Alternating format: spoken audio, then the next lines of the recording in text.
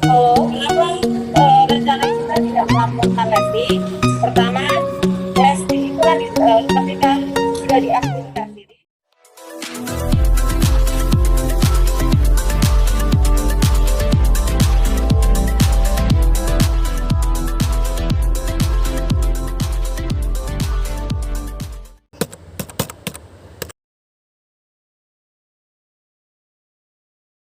Jadi karena gini, sebenarnya saya itu kan tidak niat melaporkan, saya hanya menulis eh, apa pendapat saya, menulis apa yang saya pahami di dalam hukum Islam dan hukum positif di Indonesia tentang pernikahan siri, gitu loh.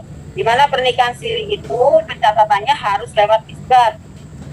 Karena di dalam yang saya pahami di dalam Islam itu tidak ada yang namanya nikah ijab kabul 2 kali. Gitu. Nah, saya hanya menulis, tetapi kan ada yang memviralkan sehingga kemudian banyak datang hujatan-hujatan kepada saya. Kemudian banyak yang keliru menafsirkan. Saya berpikir kalau saya hanya menjelaskan lingkup ini, padahal di sini banyak yang ternyata tidak memahami. Gitu. Karena kecintaannya sama Lesti dan Bilar, apa yang saya terangkan tidak dipahami. Lebih mereka berpikir saya menzalimi Lesti dan Bilar. Karena saya dituduh, lebih senang zina ya daripada nikah siri gitu. Ketika saya mengatakan bahwa itu salah, kan? Nah, disinilah kemudian saya berpikir kalau saya melaporkan ini agar kasus ini menjadi perhatian semua pihak, terutama sebenarnya adalah pihak-pihak yang berkompeten seperti Komisi Penyiaran Indonesia, MUI, Muhammadiyah, dan NU, dan ulama-ulama semua itu untuk duduk bersama. Ini loh ada masalah di masyarakat, terjadinya pernikahan-pernikahan yang di luar.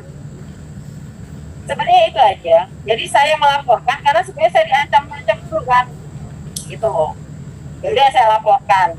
Kan komentar-komentar yang datang ke saya kan yang masuk itu adalah seperti itu.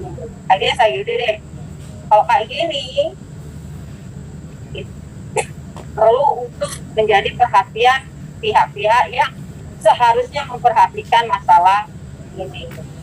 Jadi seperti itu.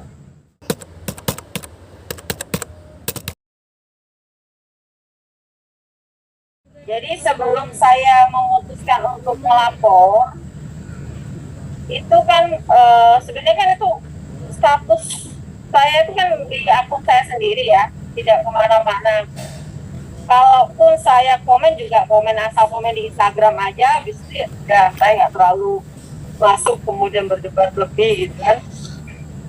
Jadi ya banyaklah kata-kata yang kemudian saya nggak bisa ucapkan satu ya Mbak ya, karena ada di akun ini juga, dan saya pikir sudah bisa baca sendiri lah itu.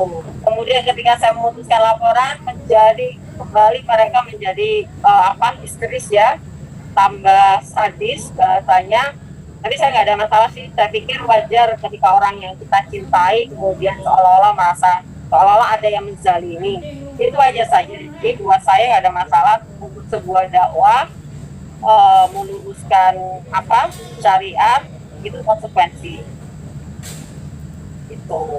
Jadi sekali lagi melaporkan Lesti dan Bilar itu bukan untuk memenjarakan, dan yang kita laporkan bukan Lesti, tetapi hanya Bilar. Oh, kenapa rencana kita tidak melaporkan Lesti? Pertama, Lesti itu kan ketika sudah diakreditasi, berarti kan orang tua Lesti sudah menyerahkan Lesti kepada suaminya. Artinya yang bertanggung jawab di dalam kedua keputusan Lesti, kegiatan Lesti itu adalah suaminya.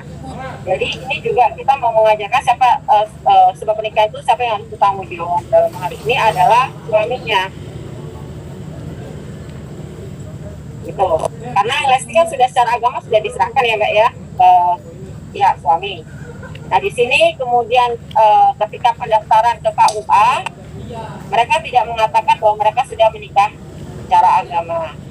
Padahal di dalam aturan negara, jadi bahkan Undang-Undang tahun 74 itu, yang pasal 2 ayat 1, itu bahwa pernikahan adalah sah ketika dilakukan secara agama dan kepercayaan. Ayat 2 dicatatkan di KUA, di lembar negara. Jadi ketika mereka sudah melaksanakan ayat 1, pernikahan mereka sah ketika sudah dilakukan secara agama. Jadi tinggal mencatatkan saja. Nah, kenapa harus ada ijab kabul 2 kali? Nah, ijab kabul 2 kali ini kan hanya untuk komponen, hanya untuk komoditas. Ini yang kita sesalkan.